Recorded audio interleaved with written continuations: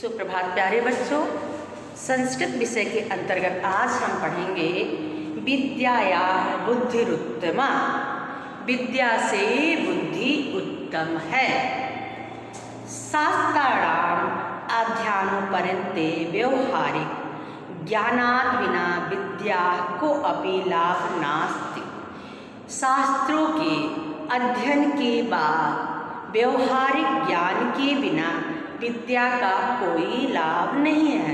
यानी हम ज्ञान प्राप्त कर ले, अगर हमने पढ़ लिया, हमने ज्ञान हासिल किया कि हमें हिंसा नहीं करनी चाहिए, सदा सत्य बोलना चाहिए, परोपकार करना चाहिए, दूसरों का बड़ों का आदर करना चाहिए, दूसरों की भलाई करनी चाहिए, इस तरह का ज्ञान हमने हासिल कर लिया और हम उसे प्रयोग में नहीं ला रहे हैं, ऐसी विद्या का कोई काम नहीं है। कहने का मतलब ये है कि शास्त्रों के अध्ययन के बाद व्यवहारिक ज्ञान के बिना विद्या का कोई लाभ नहीं है। केवलम पुस्तकीय ज्ञानम पर्याप्त न भवति। केवल पुस्तकीय ज्ञान पूरा नहीं होता है, पर्याप्त नहीं होता है। वयम विद्याया सह बुद्धिया प्रयोगम अस्मेव कुर्याम। हमें विद्या के साथ बुद्धि का प्रयोग अवश्य करना चाहिए। अब इसके आधार पे कहानी बता रहा है, उस कहानी में कैसे हम विद्या अगर हमारे पास हो और हम बुद्धि का प्रयोग न करें तो हमारा किस तरह उसमें नुकसान हो सकता है। एकस्मिन् नगरे चत्वारः ब्राह्मणपुत्राः परस्परं मित्रभावेन वसन्ति स्म। एक नगर में 4 ब्राह्मण पुत्र परस्पर मित्र भाव से रहते थे। तेषु त्रय शास्त्र पारंगता परंतु बुद्धिहीना। उसमें से 3 शास्त्र में पारंगत थे लेकिन वह बुद्धिहीन थे। एकस्तु बुद्धिमान परम शास्त्र परामुखम आसीत्। एक बुद्धिमान था किंतु शास्त्रों से विमुख था, यानी उसे पढ़ाई लिखाई में मन उसका नहीं लगता था। तस्य नाम सुबुद्धि आसीत्। उसका नाम सुबुद्धि था। अथ कदाचिते तय मंत्रणम। अथ कथाचिते तय मंत्रणम। कभी उन लोगों ने विचार विमर्श किया, आपस में लोगों ने बातचीत किया, विचार विमर्श किया। को गुणे विद्या यदि देशांतरम गत्वा धनोपार्जन न क्रियते। विद्या का क्या गुण है? को गुणो विद्या। यदि दूसरे देश जाकर धन का उपार्जन न करे, धन न कमाए, ऐसी विद्या का कोई लाभ नहीं है। तत्ते पूर्व देशम प्रति प्राचलन। तब वे पूर्व देश की ओर चल पड़े। किस देश की ओर चल पड़े? पूर्व देश की ओर पैसा कमाने के लिए वो चल पड़े। तथा अनुष्ठिते तय मार्गे अष्टयाम कनिश्चित अस्थीनि अपश्यम। वैसा ही किए जाने पर तथा अनुष्ठित, यानी वो जाने का प्रण किए और आगे गए। उसके रास्ते में उन्होंने किसी की हड्डियां दिखाई पड़ी। तय मार्गे अष्टायाम कनिश्चित अस्थीन अपश्यम। उन्हें रास्ते में किसी की हड्डियां दिखाई पड़ी। तत् एकेन उक्तम। तब एक ने कहा, अहो अद्य वयम विद्याया प्रयोगम कुर्म। अरे आज हम अपनी विद्या का प्रयोग करते हैं। अरे आज हम अपनी विद्या का प्रयोग करते हैं। एकेन अकथयत। एक बोला, अहम अस्ति संचयम। मैं हड्डियों को एकत्रित करता हूँ। अहम अस्ति संचयम करोमि। हड्डियों का संचय करता हूँ, यानी हड्डियों को एकत्रित कर देता हूँ। मरे हुए जानवर का ऐसे हड्डी पड़ा हुआ था, इधर उधर पड़ा हुआ था किसी मरे हुए का, तो उन्होंने उसको एकत्रित किया। तत्तेन अस्ति असंचयम कृत, और उसके बाद उसने हड्डियों को एकत्रित कर दिया। द्वितीयेन, दूसरे ने चर्म मांस रुधिरम संयोजितम, दूसरे ने चमड़े मांस और रक्त को जोड़ दिया। उसने हड्डी जोड़ा, उसको चमड़ा मांस और रक्त उसमें डाल दिया। तृतीयोऽपि यावत् जीवनम संचारयति,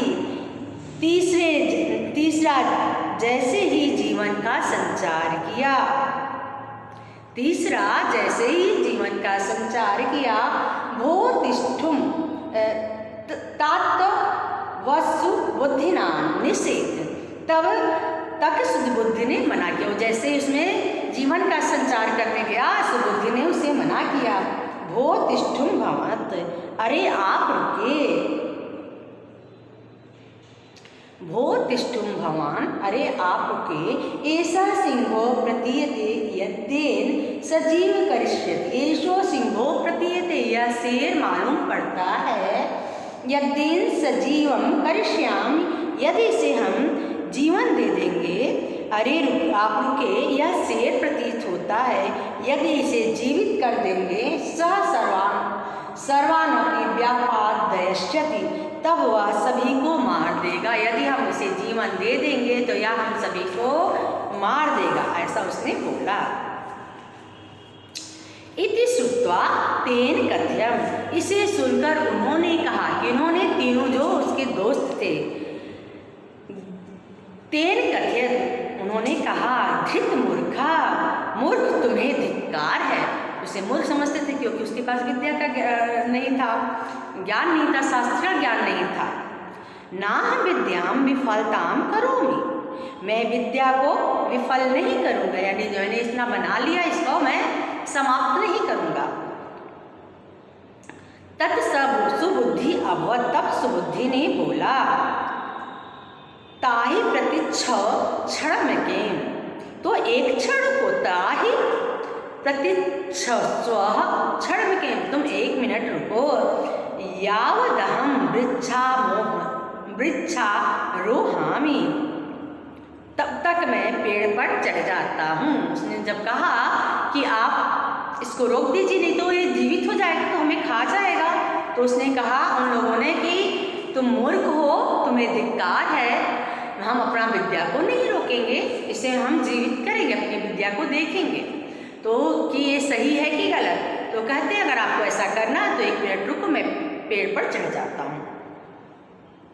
और ऐसा कहकर वो पेड़ पर चढ़ गया। इति कथित्वा सह वृक्षम आरोहत, ऐसा कहकर वह वृक्ष पर चढ़ गया। तदा तृतीयेन ब्राह्मणेन यावात् तस्मिन् प्राणा संचारिता, तब तीसरे ब्राह्मण ने उसमें प्राणों का संचार किया। किसमें? जिस हड्डियों को और मांस और उसमें रक्त प्रवाहित किया था उसमें उसने जीवन डाल दिया। तावान तेन जीवितेन सिंहेन त्रयोऽपि व्यापादिता, तब उस जीवित शेर ने उसमें, तब तीसरे ब्राह्मण ने उसमें प्राण का संचार कर दिया। तब उस जीवित शेर ने तीनों को मार डाला। तत्पश्चात सुबुद्धि, उस मार डाला, उसके बाद सुबुद्धि वृक्षादवतीर्य गृहं गता, पेड़ से उतरकर घर चला गया। वरम अतः सत्यमेव कथते, इसलिए सही ही कहा गया है। वरम बुद्धिर्नसा विद्या, श्रेष्ठ सच ही कहा गया है, बुद्धि श्रेष्ठ है न कि विद्या। वरम बुद्धिर्नसा विद्या, विद्याया बुद्धिरुद्धते, विद्या से बुद्धि उत्तम है। वरम बुद्धिर्न सा विद्या, से बुद्धि श्रेष्ठ है न कि विद्या। विद्याया है बुद्धिरुद्धते, विद्या बुद्धि से उत्तम है। बुद्धिहीना, जो बुद्धि से रहित है, बुद्धिहीन है। विनशयन्ति यथा ते सिंहकार का, जो बुद्धि से रहित है व्यक्ति विनष्ट हो जाता, जैसे कि सिंह को बनाने वाला जो बुद्धि से रहित व्यक्ति है उसका निश्चय ही नाश हो जाता, नष्ट हो जाता है, जैसे सिंह का हुआ था। आप लोगों ने पढ़ा है कहानी कि अगर हमारे पास बुद्धि है तो उसका सही प्रयोग करना भी आना चाहिए। कहाँ किस चीज़ का प्रयोग है इसका एक करना आना चाहिए। अगर जैसे आप लोग को इस समय पढ़ने के लिए मौका दिया गया है, साधन दिया गया, तो आप पढ़ाई नहीं कर रहे हैं, घर में बैठे आराम कर रहे हैं, इंतजार कर रहे हैं स्कूल खुलने का कि जब टीचर डांटेगी, आपको पढ़ाएगी, पढ़ने के लिए बिल्कुल प्रेशर करेगी या एग्जाम नज़दीक आ जाएगा तब आप पढ़ेंगे। तो ये अपनी बुद्धि का सही प्रयोग नहीं है, आपके पास आपकी सुविधा का सही प्रयोग नहीं है। सही प्रयोग करना सीखिए और घर में भी बैठ के पढ़ाई कीजिए। आपको क्लास में कौन कौन सा रूप याद करना है, कौन कौन से धातु रूप याद करने हैं, कैसे अपने एग्जाम की अपनी परीक्षा की तैयारी करनी है, सारी चीज़ें आपको बता दी गई हैं। आप इसको पढ़िए आप और परीक्षा की तैयारी करिए। आपका कोर्स कंप्लीट हो गया है। धन्यवाद।